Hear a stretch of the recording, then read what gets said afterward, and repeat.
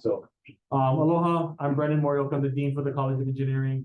Always happy to have everybody join us first Friday of every month for our leadership seminar series for the College of Engineering that is sponsored by some of our favorite sponsors, the Hayashida Ohana, Ken and Donna Hayashida. So we always appreciate their financial support for this, and also the fact that Ken Hayashida will be the closing speaker for this calendar year next month. So that's very much appreciated by them. We're excited about our speakers today, and I'm not going to introduce them. I'm going to let our engineering student ambassadors, but always appreciate participation. This is probably our largest. You guys probably brought them all. It's our largest in-person audience this year. Well, actually ever, because we've never, until this year, we never really had in person because of COVID, so it's all virtual. So this is always a nice thing to have, a very intimate and very face-to-face kind of conversation. And this is meant to be much more conversational in nature, right? We want this to be an experience where our students, our industry folks, our alumni can participate in a conversation with some of our community leaders here in Hawaii to get their perspective on things, especially leadership, their challenges, their journey. It's not always about academics and what we learn in the class, right? A lot of the professional development beyond graduation happens because of people, right? It's all about the relationships. It's all about your personal growth, communication, interpersonal interactions. And so this is really what we try to do with the leadership seminar series. So appreciate our speakers as always. So I'm going to turn it over to Josh and Ellie to do the introductions. Hi everyone, my name is Josh, and with me today is my partner Ellie. We'd like to welcome you all to the Leadership Seminar Series of November, presented by the Hayashida family. We have two amazing speakers today. So let's jump right in. Ellie's going to start off by introducing Kiana, Yamat, and Melissa. Humphrey.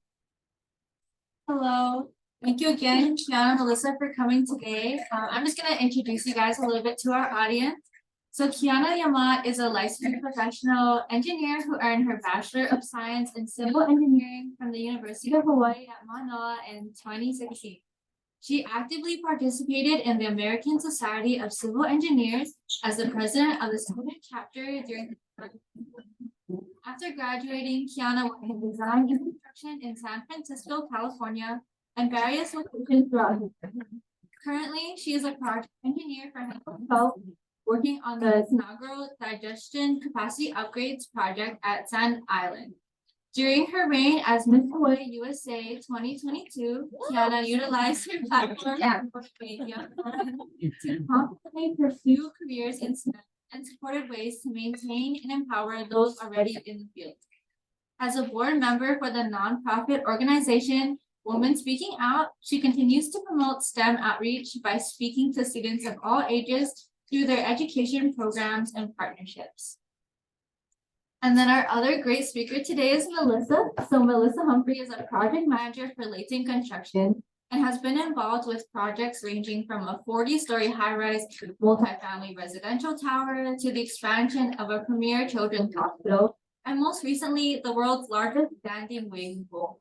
She serves on the board of directors for the National Association of Women in Construction and on the Wahine Bill for Honolulu Habitat for Humanity, both as a means to promote and advocate for a more diverse and inclusive construction workforce here in the islands. Melissa received her bachelor's degree in architecture from UC Berkeley, class of 2013, and her master's degree in engineering from UH Manoa, class of 2016. She was recently awarded PBN's 40 Under 40 class of 2023 and Honolulu Habitat for Humanity's Honoree of the Year, which recognized her professional achievements and community service memory. Now that we know a little bit about our speakers,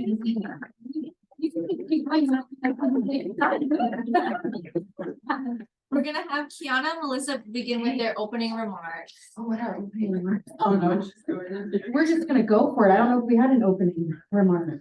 We're excited to be here. Thank you for having us. This is really exciting to come back as alumni and support UH College of Engineering always. And it's exciting to see women so successful in our very male populated industry. I've been such a fan of Kiana. I joked, it was like I've been a long time listener, first time caller. when I got to meet her and we got to do this presentation, it's like, oh my God, I've been your fan for the longest time. And it's cool to see other women that are doing what we're doing. So I'm Melissa. I'm going to learn how to use this thing on the fly. What do I do? Which button do I hit? Oh, this one? Oh, all right, good.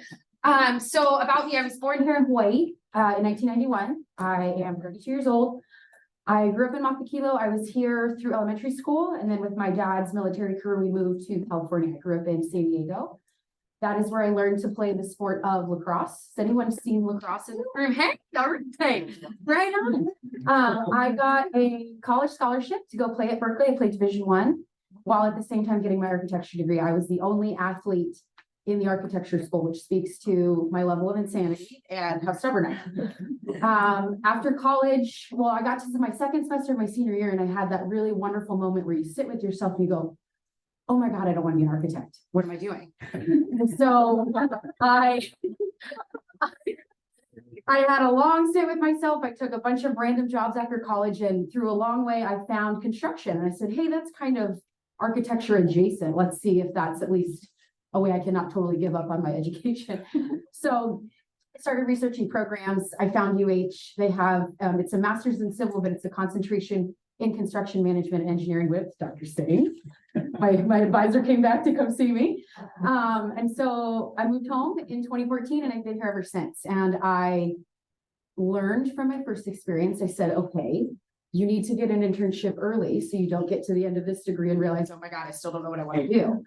So I sat with Professor Kiana. Is anyone taking Randy Kiana's classes? Okay.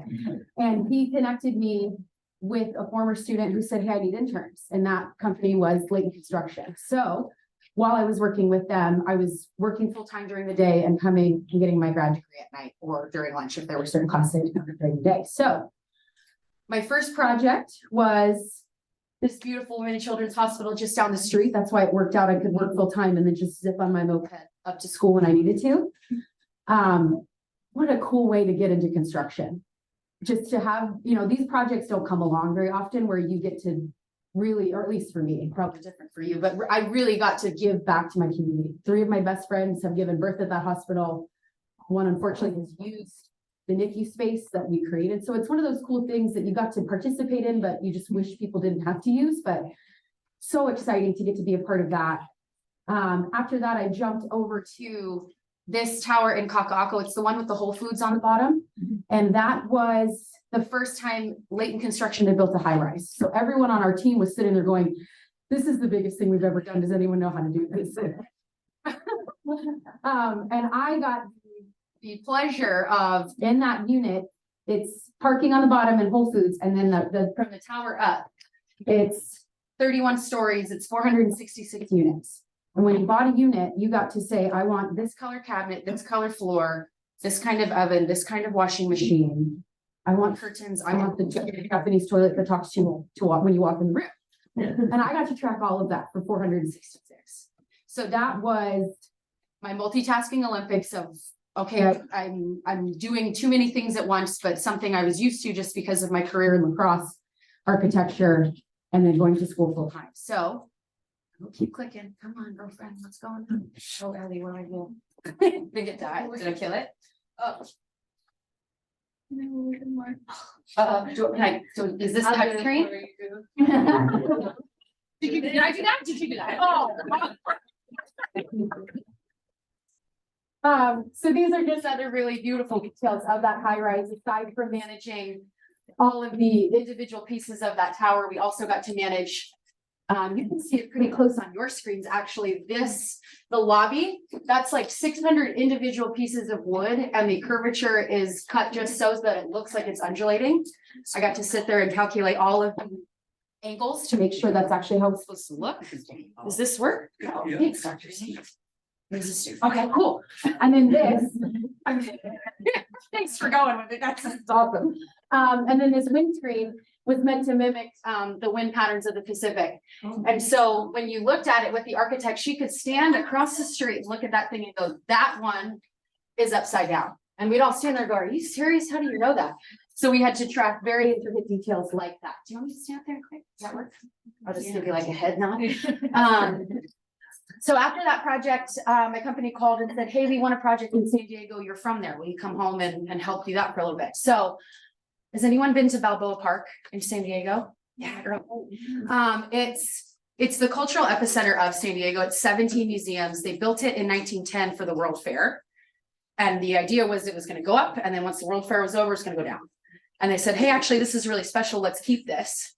So they continued to retrofit and upgrade this thing 100 years later. So we got to come in, we completely gutted the inside, we redid the outside. So let's start with making a brand new building look 100 years old. That was pretty interesting. And then you come inside and every piece of this museum was meant to serve as an art piece itself. So like in the galleries, the ceiling panels were meant to mimic origami. So we had to get all of those angles figured out and how do you communicate that to 7 different suppliers to make sure they understand what's going on. A lot of the art pieces in this place, I had to call, there was a woman who wove wool with her sheep in Amsterdam.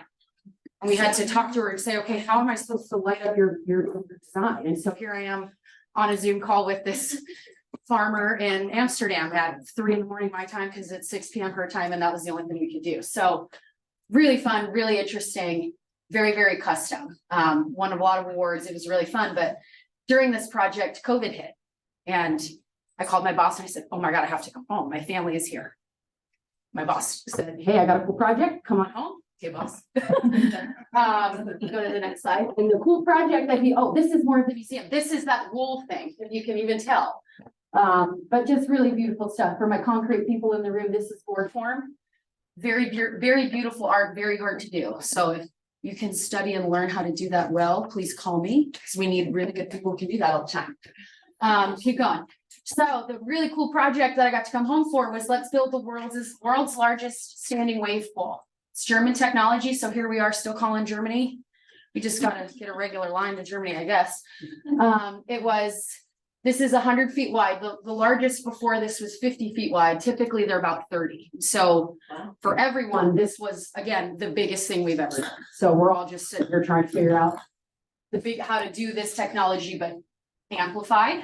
At the same time, we built 6 different buildings, 13 acres of site improvements, and a very, very large portion of it was over water, which was then asking a bunch of really manly construction workers to wear life jackets.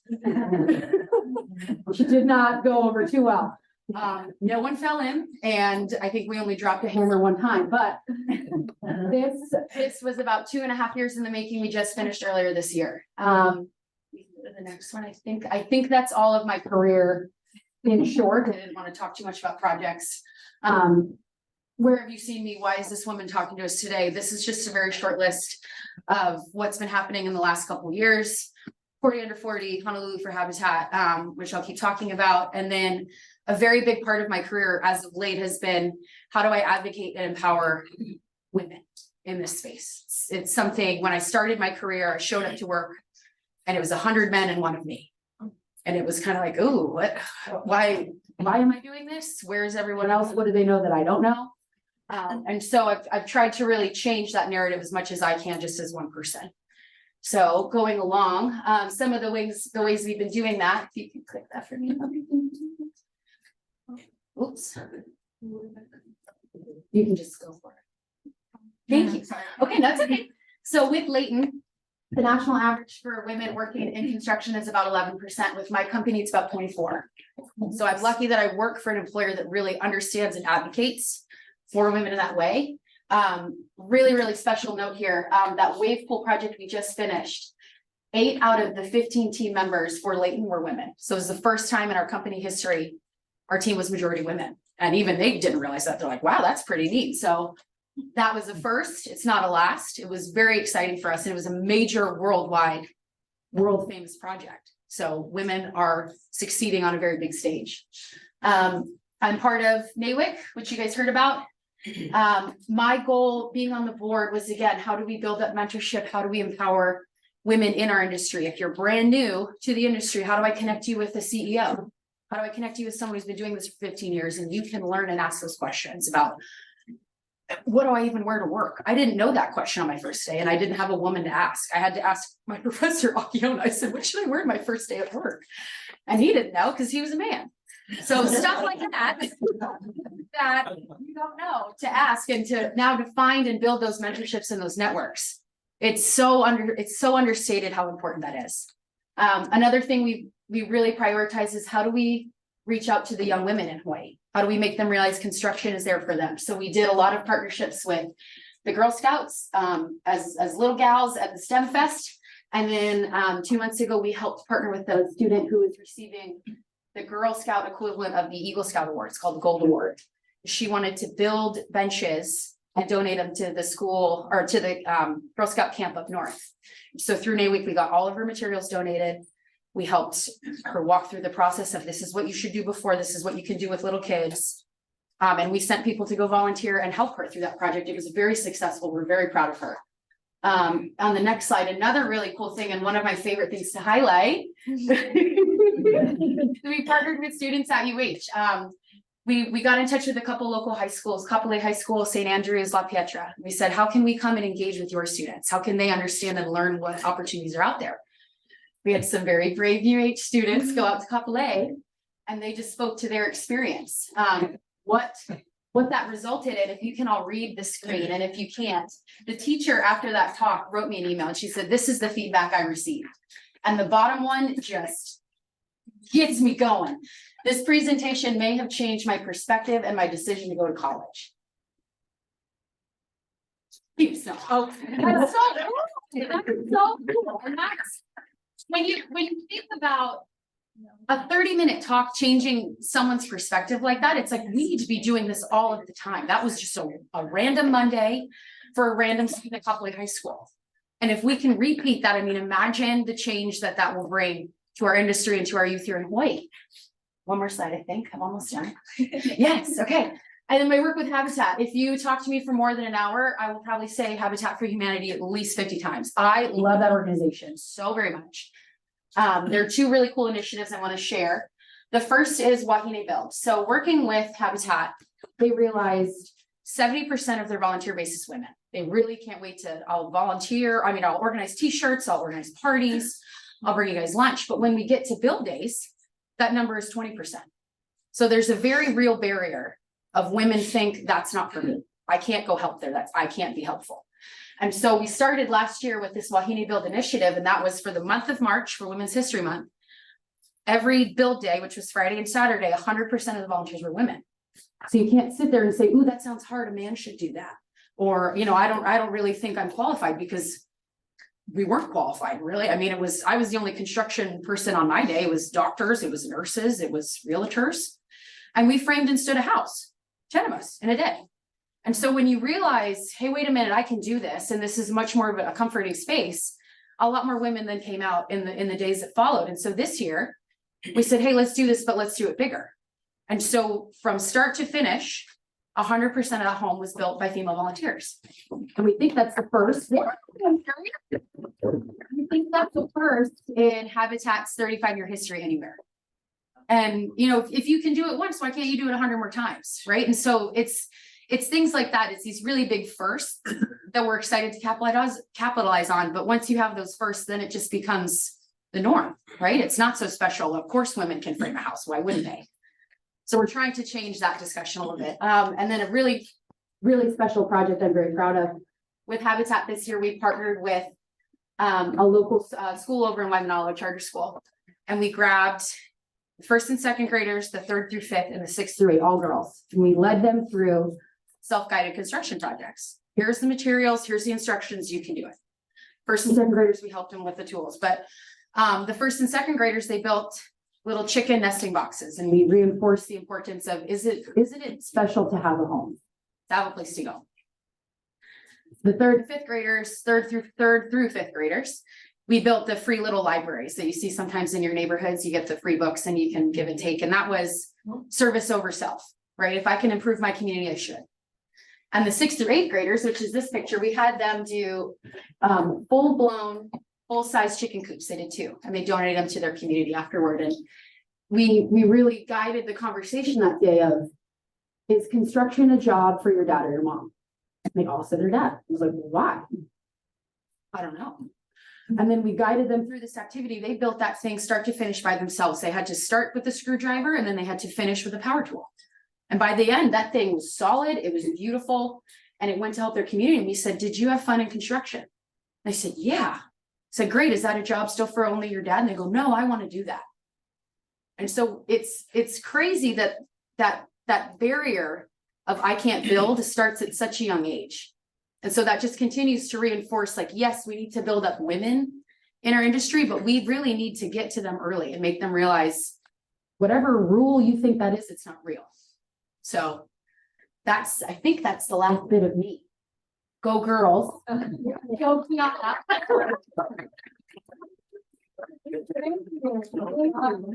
Thank you.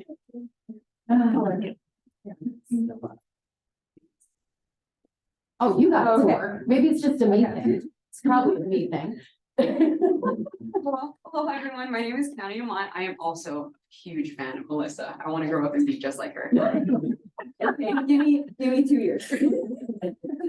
Let's be as accomplished as her, but thank you for inviting us. I'm so excited to talk to you guys about my experience and kind of an unconventional path to end up in the field of construction. My message really is about taking advantage of all the opportunities you have and being intentional and mindful of the people that you meet, because you never know who might have an impact in your life at some point. I graduated, proud alumni, from the University of Hawaii at Manoa back in 2016. And I was a design engineer in land development in San Francisco for a little over 3 years.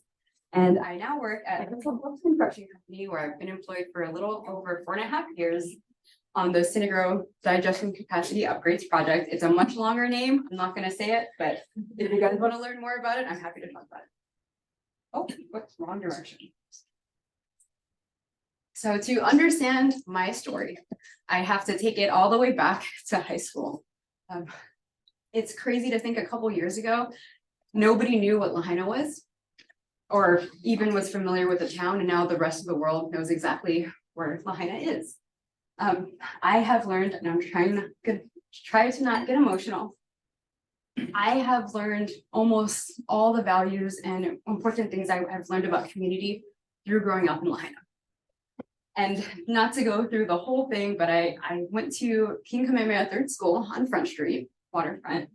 I then spent half of my middle school experience at Sacred Hearts in Lahaina town, because I had to go to private school. My parents thought I was naughty. I had to learn to behave. Finished the rest of my middle school experience at Lahaina Intermediate on Lahaina Luna Road, and then graduated in 2012 from Lahaina Luna High School.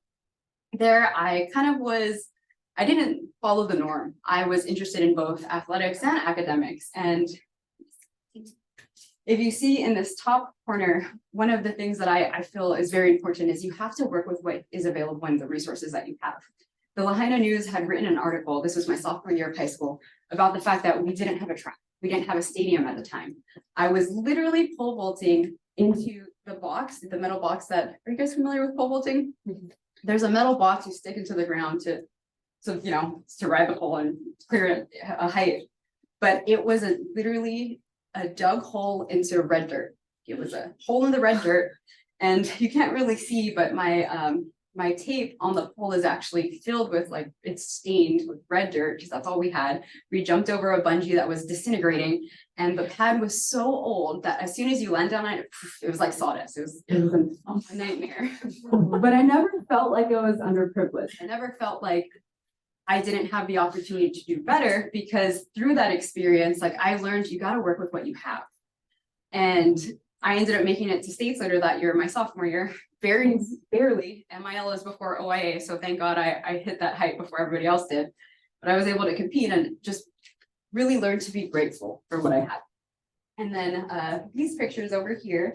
So my junior year, I was lucky to compete in the Skills USA competition. That was the first time, for those of you who don't know what Skills USA is, it's a career technical kind of like competition for the high school. It has health, it has engineering, it has all kinds of different topics relating to industry professionals. But that was the first year we competed. And there was a group of us from Lahaina Luna that we were sharing 3 to 4 laptops, very, very old, very broken down, sharing on architectural drafting licenses. And our teacher going to Oahu as we head to the competition at the convention center said, you know what, these Oahu kids just kill it. It's okay, just do your best. You know, we have what we have, even though they have all these amazing resources, don't feel like you don't have the ability to compete, just go and do your best. And the first year we competed, we swept the first 3 positions or 3 placements. I took second, my classmate took first, and my other classmate took third. But I was very proud of the fact that here you guys are saying like, oh, you know, we don't have this stuff. We don't have that opportunity. Yet we still killed it because we were just grateful to have the experience and have the opportunity to go compete. And then my last high school stint, this is my senior project. I had created a modern version of an ahupua'a, where at the time I thought I was going to be an architect too. Definitely didn't turn out that way. But my senior project, I designed 5 different layouts of homes, created a neighborhood, residential neighborhood, and then ranching lots and fishing lots to create a modern day ahupua'a, and presented that to community leaders and members for my senior project. And what I didn't realize at the time is in my head, I was just very competitive. I want to have the best senior project ever. I want to, you know, put my name out there in terms of my skills and ability when it comes to drafting and design. But my professor, or not, my teacher ended up submitting it to the DOE. So how I said, like, we only had 3 or 4 laptops that we had to share with shared licenses. They used my project as funding to provide 10 new laptops to that class and additional licenses. So we weren't working off of, let's see, I graduated in 2012. Pretty sure we were working off of like a 4-year program, like it was 2008 or something. And then they got the brand new version of that software because of my project. So what I learned from these experiences, when you got to be grateful for all the opportunities that you have and take advantage of the resource that you do have, because you never know, it might build character. And then on top of that, the things that you do have impact, whether you realize it or not, on other people. So in my head, selfishly, I'm going to be the best. Like, no, that allowed the next generation of students to have the opportunities and experiences that I didn't necessarily have. And I'm grateful for that. So I have to give a shout out to my hometown of Lahaina. And I hope that you guys don't forget that we're still rebuilding. We're still in the process of figuring out. I know Lahaina Luna only went back to school a couple weeks ago. We're MIL football champions. And just don't forget, like, there are people who still are in need in that community. Oh, wrong direction. Okay, the college years, the fun years. I can't even tell you how many times I've been in this room doing presentations as ASE president. But going back to, you never know who your network might be. In the picture above, you guys probably are familiar with Dr. Roger Babcock. He was the ASC advisor when I was a president and throughout my years. And now he's the E&B director who signs off on the changes and forms that I do at Synagro Digestion Capacity Upgrades, which is Sand Island Wastewater Treatment Plant. So I do joke with him when I see him, hey, you better sign my stuff, because well, yeah, I gotta get it done. But what's crazy to me is at this time, we were all just classmates and advisors, enjoying each other's company, struggling through the civil engineering major and profession, and just trying to make a name for ourselves. And yet now all these people directly influence the work that I do. Preston, my treasurer at the time, he is now a project manager at Koga, and he holds different positions for GCA or what else does he do? He's involved with homecoming, and all these people now have industry influence. So you got to be nice to the people that you go to school with. You never know. You never know whether or not they may impact your life. But while I was in school, I was in ASCE, highly involved all 4 years. I was a paddler, then I was aesthetics and paddling captain, then concrete project manager my junior year, and then finally student chapter president my senior year. I also, oh my goodness. This was Pearl Harbor. So similar to you, I mean, half the number. I was the only female to a job site of 50 men on my first job. That was Pearl Harbor Nuclear Submarine Support Facility renovations. And they let me, I mean, don't OSHA me, but I'm not an operator, but they let me play in the equipment. And that was my first experience. Like, no, I can do what the guys do. Like, this is really, really cool. And I'm glad to be in that space. Moving on to my career in construction and design. I love that you emphasize the fact that you have to have an internship, because sometimes you really don't know what you want to do. I only had a construction internship at Hensel Phelps, and of course I'm back there, so I love it. But part of what I lacked in experience was design, and I thought maybe the grass is greener, and no offense to any designers in this room, but I thought, you know what, I want to go and get my engineering license. I got my engineering degree, I might as well go ahead and finish it. So I left everything I had no job, no rental agreement, moved my booty to San Francisco, and got a job in design engineering, where I worked for land development, doing different markets. The picture at the top here is one of the coolest, largest projects I've ever worked on in design. It's the new Google campus and in Mountain View. And it's just called Google Baby Campus. It doesn't have a cool name like the mothership like Apple does, but I thought that was really cool to be a part of something, a landmark building that people actually recognize around the world. And then once I moved back to Hensel Phelps, I have been on 8 different projects because they love to throw me all over the place. I'll be on the next job for 5 years, so I'm getting what I wish for. But I was on different markets as well. So I went to Pearl Harbor. I've done Kamehameha Schools renovations. I've done Kaiser West Oahu, Kaiser Leeward at the time, another military job, and now the Sand Island upgrades. And these are just kind of examples of me in my young days and some of the projects I've been on. So when we're on Kamehameha Schools Maui, because they know I'm from Maui, so of course they sent the Maui girl. They had this is the older version, but we upgraded their scoreboard to be nicer than the ones that are at Aloha Stadium. It blew my mind. Wow. That high school has been kind of funny to do that. Good for them. And then of course we upgraded the roof and the stadiums and different HVAC systems within the Kamehameha Schools Maui. I was for a little bit on the airport, which I think is very cool because now every time one of my friends flies out of the airport, they send me a picture on Instagram or tag me like, oh my gosh, like look, down at the airport. I'm like, I only did changes for 3 months, but cool. And just random pictures of me at work. I'd like to find the highest point in a job site and take pictures there, especially if it involves equipment. Again, don't know me, but that's some of the projects I've been on. So what people most know me for as of late is my favorite side quest. It was my opportunity to compete at Miss Hawaii USA, and I won. What's ironic is the fact that, you know, construction is a male populated industry, not male dominated. A male populated industry, and I wanted to kind of recapture my femininity and also advertise like, hey, women belong in that space. You can be as girl as you want or be whatever you want to be, but still you can occupy 2 different spaces as long as that you're passionate and interested in. So I did my little side quest, won Miss Hawaii USA, and got the opportunity to meet so many different people, and I'm grateful for that experience. But one thing that's near and dear to my heart is student outreach. And I got to visit various schools, public and private, from preschool all the way to the college level, and talk about construction. I would do a simple tower building exercise, and every single time we did this competition at school, a group of all girls would win.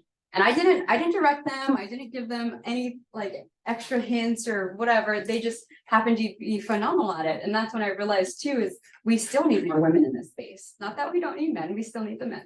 But it's very important because more exposure to different outlets of thinking and ideas, we can have better solutions. I got the opportunity to do again. And then also the cool community service, like Joaquin Bill. Thank you, Mary, for setting that up. That was awesome. And Melissa for being so amazing.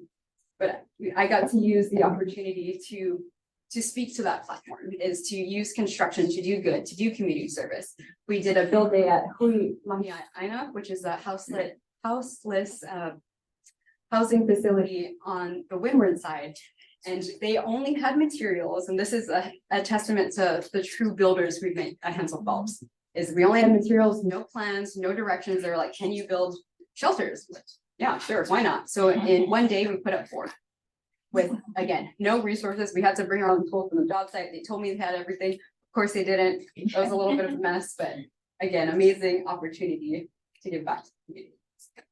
And then the whole, you never know who you're going to be friends with, or like coming full circle for me is, there's a little picture in 2015 and 2016 of us presenting about ASCE. and talking about our concrete canoe project. And as Miss YUSA, I was invited back to speak at the engineering banquet and for the engineering convocation. You can even see the little what's it called? Podium. The podium. They still have the same poster. Little podium where I had the opportunity to speak on my is that you don't have to fit a specific mold to be successful in the engineering or construction fields. But I thought that was amazing to actually hear from the students and learn more about what they're doing now, how they're so much better than we were when we were in school. And I'm also excited that we got to partner with them and we are sponsoring, correct me if I'm wrong, Kobe, we're the largest sponsor for the PSWS competition this year. Yeah, so I'm glad that it came full circle and we're able to give back to the community that taught me so much about engineering. And then I love to point this out. Oh my God. I didn't know they were gonna put my face on a poster for Pencil Fellows. As an intern back when I was a college student in 2016. And then as a recruiter, because of course I love to go and talk to students and get them interested in Pencil Phelps and the industry, full circle moment of now I'm used as an advertisement. So I'm like, so it's pretty cool. Yeah.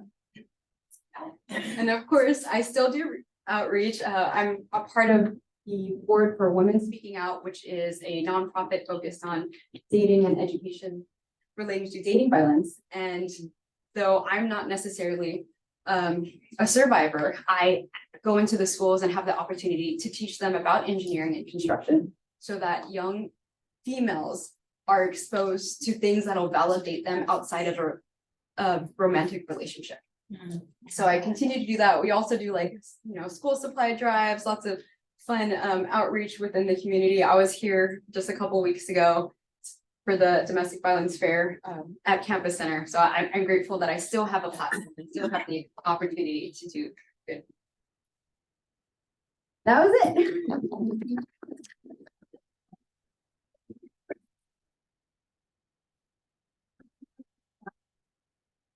All right, now we're done, right? Nobody didn't sit. All right, hot seat, hot seat.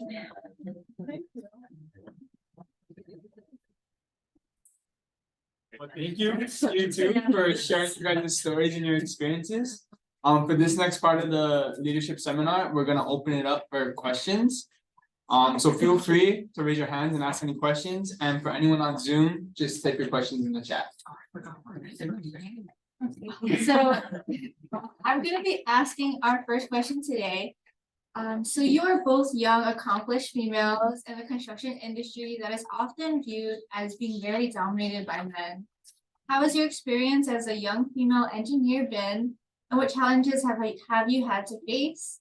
What kind of advice or guidance would you give to young female students listening to you today? Sure. I'll follow. Kind of backing off of what Melissa said there. You're very aware of the fact that there are so many different men on the job site. And I'm so lucky that this is one of my first projects. For a time, our interns left and we lost the field engineer because she got transferred to another project. But for a very short time, it was almost an entirely female project that I was on. And but what's amazing is you could see this shift in dynamic.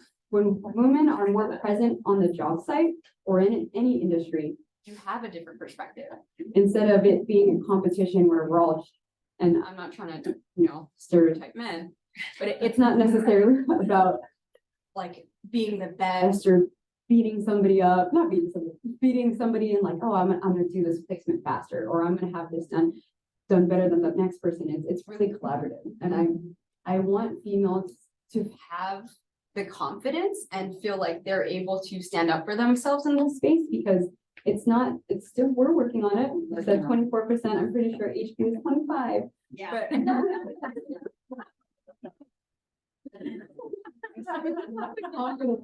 Like we're all deserving of being there. We all have things we have to learn. I'm not afraid to say I don't know something, and just embracing the fact that you're deserving of being there.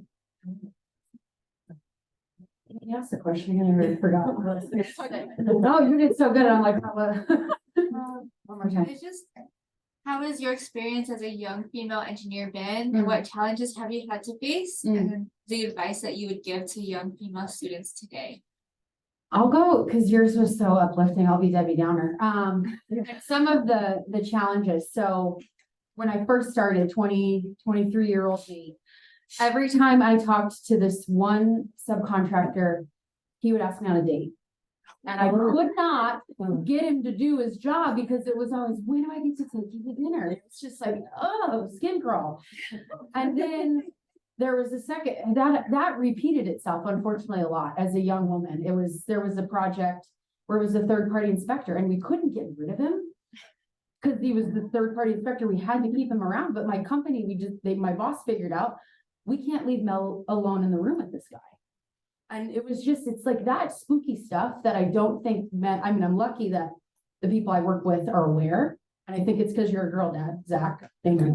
But it's stuff like that our male counterparts don't even have to think about, right? Like to them, it's just, this is someone I'm at work with. And to me, it's like, how is this guy going to harass me today? Yeah. Icky, right? And I thought as it would go away. Like I just got to get to a certain age, or I just got to get some really big local boyfriend and everyone will leave me alone. And it's changed now to where it's not, hey honey, let's go hang out. It's just, what are you even doing here? Right. And I thought, okay, I just got to get to that right title and people will respect me. I'm a PM. I've made it. And it was during COVID. And it was that shelter in place time. You had to have a letter to go in. Remember how weird that was? And I had to have a letter to go to my job, and I had to go through a security gate. And the security guard said, you don't work here. What are you doing? And I was like, why would I want to be here? Of course I work here. And he wouldn't let me in. And I had to show him my hard hat. And he said, you went and bought that at City Mail. I said, my name is on it. I had to pull out my business card and say, here's my company. That's the banner down the road. Here's my name. Let me through. And then he was really like, I was just kidding. And then that stuck with me because then every month we got a new security guard. I tried to get that one fired, but every month a new security guard would come and I would have my guard up of, am I going to get to go to work today? And again, not anything that men have to think about. It's bizarre. And so I'm trying to circle back to your question. I keep forgetting where I'm going, but it's something now I think as I've lived through it for 9 years, you've lived through it for a very long time. It's just, even though I still experience that horrible stuff, it's how can I make sure the young women who join the workforce don't, right? If I have a guy that's creeping on one of my girls, I'm going to beat you up, dude. I don't need my big local boyfriend. I'm going to beat you up, right?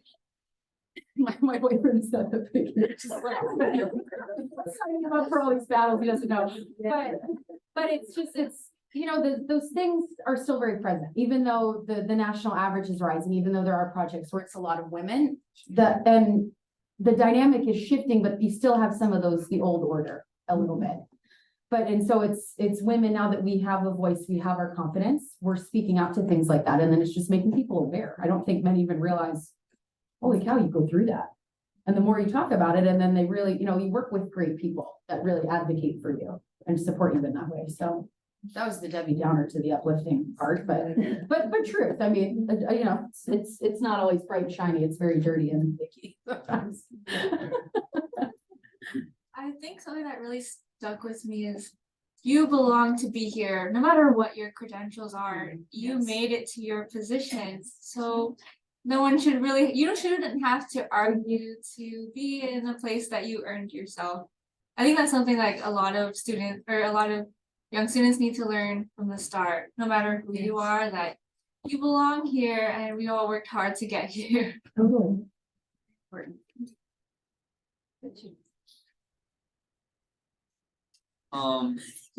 So kind of switching lanes, but you guys clearly had a lot of stuff going on outside of just like engineering, kind of like different paths too. I'm just curious, how do you guys maintain that healthy balance between the two? Lots of caffeine. Yeah.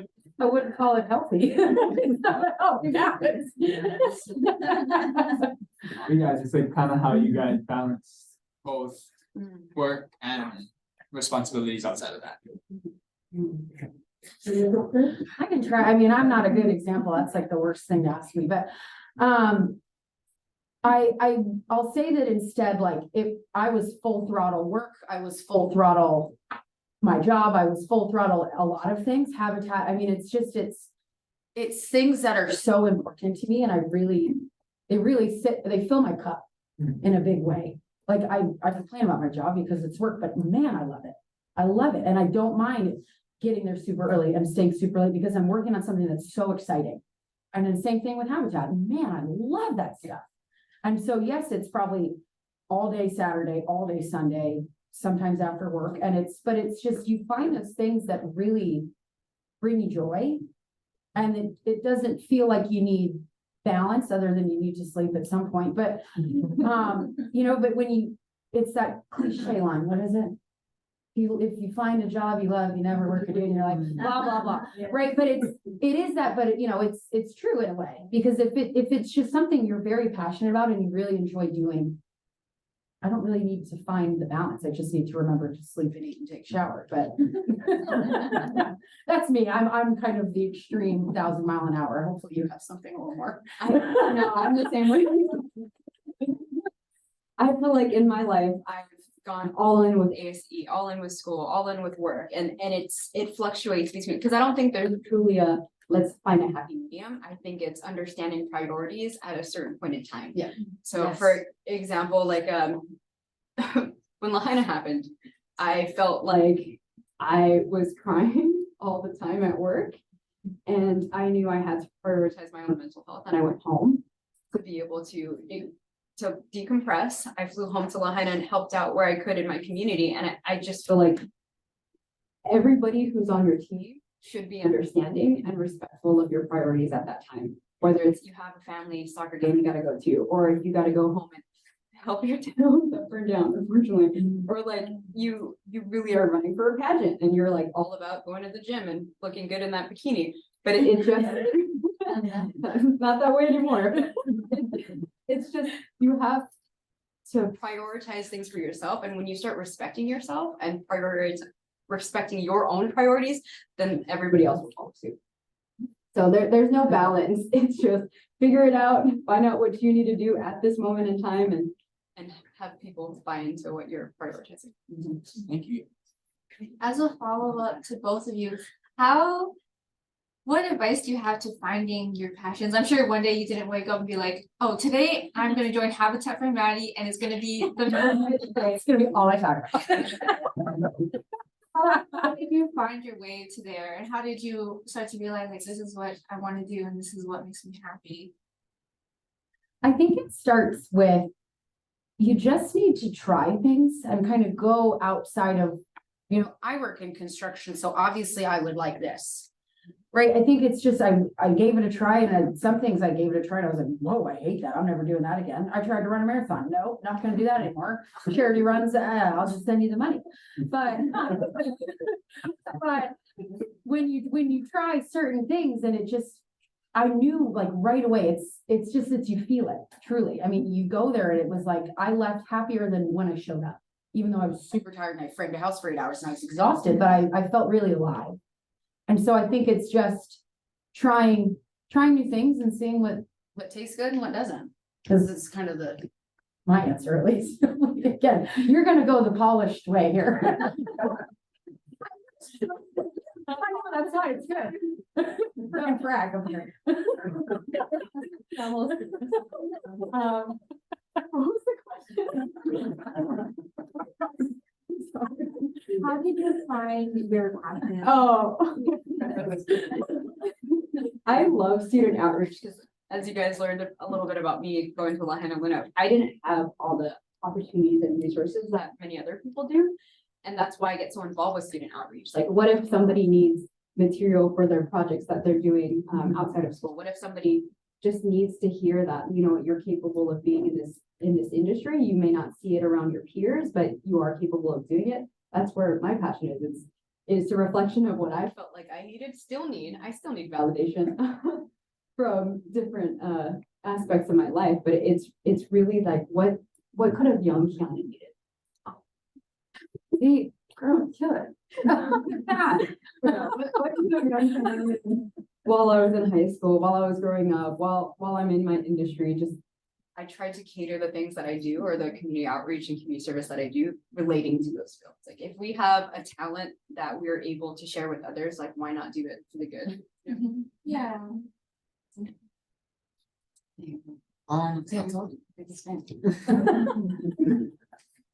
So you both are UH College of Engineers alums, and we're just curious, like, how do you think UH prepared you guys for your guys' jobs now? And like, what resources would you guys say really helped you, I guess, get to where you guys are, in that sense? Or opportunities? I feel like after Roger Babcock, I knew nothing. It's funny because environmental was not my favorite class in terms of I was never that great at chemistry. I didn't really understand those processes, but looking back, I'm grateful that he was such a dynamic professor that I was able to listen to the best of my ability. And now it's applicable to my current job. Like he literally has to sign the owner's applications or the owner's forms for Sun Island wastewater upgrades. And it was good to know that, again, it goes back to networking, whether it's the technical information or the relationships that you develop while you're in your school or in your industry. Like you have to be very intentional of that stuff. So UH not only helped me for that, but I also think of Dr. Robertson, who he taught us about concrete. And this was in my senior year. And I remember during my internship, I didn't know the different sizes of rebar. I didn't know whether or not like how that affected the strength of the concrete, tensile, but whatever. Like it was nice to see that the classes that UH teaches is applicable to real life. So pay attention to your classes, kids, because you never know when you're gonna need to know why the water to cement ratio is important until you maybe accidentally mess up a placement, but That's like, that feeds right into my, it was so applicable. I would go to work and I would sit at my desk and go, I don't know how to do anything, and this is terrifying. And I'd go back to class and like a week later, we're talking about that. And I was like, oh my God, now I just can go to work and know what I'm supposed to do. A little bit. Wasn't the best intern, but man, I tried my best. And I was under Dr. Singh for a very long time. He was my advisor when I was here, and I learned a lot from you. But I learned, I think what I liked the most was just set your bar high, because you actually will get there. And I appreciate that, because I felt like I was so burned out. It was like, I'm working too hard. I'm going to school at night. I don't know when I sleep again, my problem, but he just kept saying, don't stay here, go here. And I've carried that for a very long time. Right when I walked in the room today, he already was like, when are you going to be a senior project manager? And I was like, fine, we're not. No, you're not. So, but then I was like, the very first thing he said, I walked in the door. So I appreciated that. And I took that from you. And one other thing I really enjoyed was when I took, I think it was 375. Yeah. We were the first class to pour the sidewalk outside of the building over here. And, we're all a bunch of engineering kids, and we're like, we can do that. We were sitting there doing all the calculations and drawing it up. And then we actually had to go out and do it. And I probably scared a lot of people that day, because every other word I said was a cuss word. I was so irritated at how hard that was.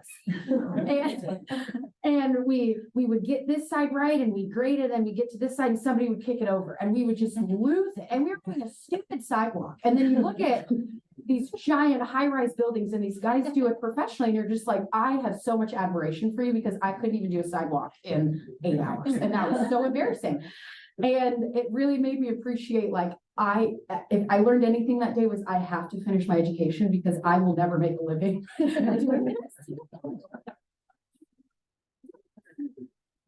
I really appreciate it. I mean, it was very applied learning, and it was very like, this is the alternative. So really, really try your best. But I'm very appreciative still, Dr. Singh. So it's good to see you. You are a great student. Thank you. I tried to make her go at, she said herself, 1,000.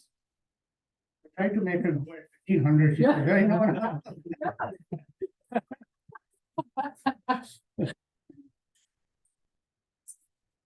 And then we're gonna call it Dimoroka to finish us off today.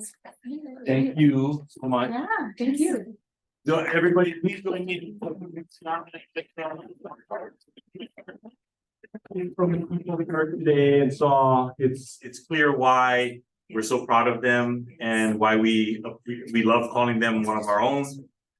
which they are. But it's also, I'm sure for our faculty, Dr. Singh, Dr. Babcock, Dr. Robertson, hearing that kind of feedback, that you did really have an impact on our students, and this is what our faculty do on a daily basis. So changing lives, shaping lives. So very much appreciated to our faculty. But then also, I think hopefully everybody in the audience, especially our students listening in, heard their passion for what they do. And you don't have to do things for accolades, because the accolades and the honors will come when people see the good things that you do, because you're doing it for the right reasons. And so I applaud both of you for really giving back, because that's really what we're trying to do as a college as well, right? Build our future generation of engineers, and hopefully many of them are still out there, and you guys are kind of pushing them our way and then into our industry. So thank you for what you do. So again, so thank you everybody for joining us. Please join us next month, December 1st. Our sponsor's name is Ken Hayashida. He will be our final speaker for the year. Ken will join us here. So again, thank you for participating, because this is a very important aspect of our education experience, right? It's not just what we learn in the classes, and obviously pouring the concrete on we just did the ramp, the ADA ramp outside last semester. you let kids do that? Yeah. He had to find an apartment, so he's on the hook. But so this is a very much part of that whole education experience, right? It's a different aspect of what we want our students to learn. So appreciate you participating, appreciate our speakers in sharing their knowledge. So thank you very much and have a great weekend.